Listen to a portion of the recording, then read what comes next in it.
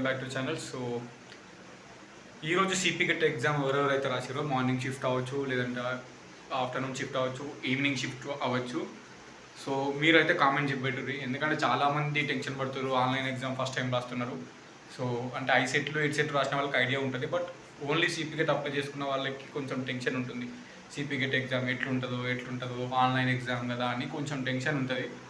And so ఒక్కసారి మీరు exam రాసేటప్పుడు మీకు ఎంట్రీ దగ్గర ఏం చెక్ చేసిర్రు, లోపల ఆన్లైన్ ఎగ్జామ్ ముందు ఏం జరిగింది ప్రాసెస్, అక్కడ సిస్టమ్ అలాట్ చేసిర్రు, సో ఎగ్జామ్ అనేది ఎట్లా స్టార్ట్ అయింది, సో అక్కడ చూసుకొని చాలామంది ఉంటారు కదా. సో జస్ట్ కామెంట్ పెట్టరు అంతే, మీ ఎగ్జామ్ ఎట్లా జరిగింది, మీరు ఎగ్జామ్ ఎట్లా రాసిర్రు అని.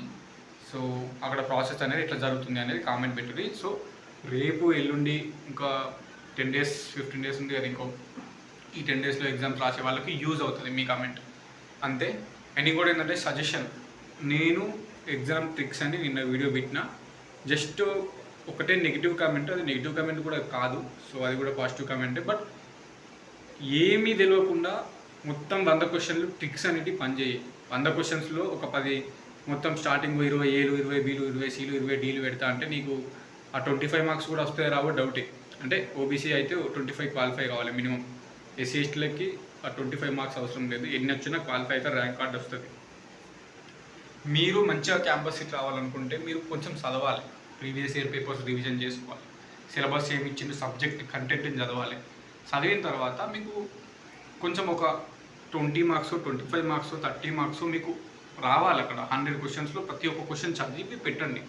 మినిమం ఒక 20 25 30 questions 40 questions 50 questions మీరు పెట్టండి. మీకు తర్వాత పెట్టిన తర్వాత ఇక రిమైనింగ్ క్వశ్చన్స్, మీకు అసలు ఐడియా లేని క్వశ్చన్స్, మీకు అసలు మొత్తానికి తెలియని క్వశ్చన్స్, నేను చెప్పిన ట్రిక్ ఫాలో కావండి. నేను ట్రిక్ ఏం చెప్పిన అనేది ఆల్రెడీ నేను జస్ట్ నిన్ననే నైట్ అప్లోడ్ చేసిన 11కి వీడియో. దీనికంటే ముందు యూట్యూబ్లో అదే వీడియో ఉంటుంది, చూడుది. ఓకే, సో ఆ వీడియో చూస్తే మీకు క్లారిటీగా అర్థమవుతుంది.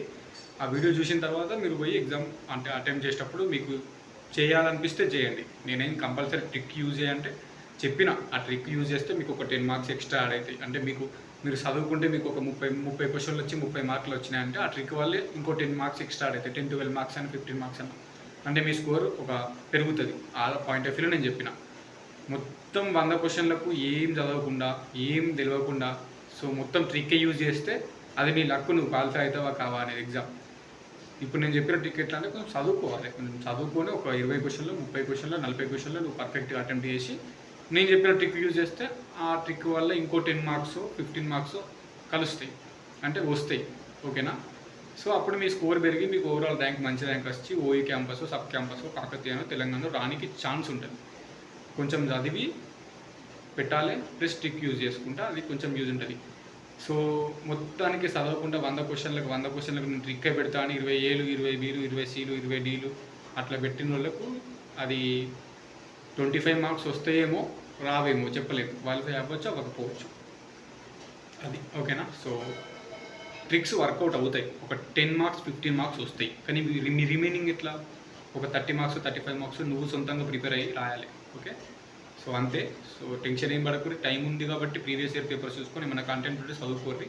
అండ్ ఎవరికైతే ఎగ్జామ్ అయిపోయిందో మీరు కామెంట్ పెట్టండి ఎగ్జామ్ ఎట్లుంది అనేది. ఓకేనా.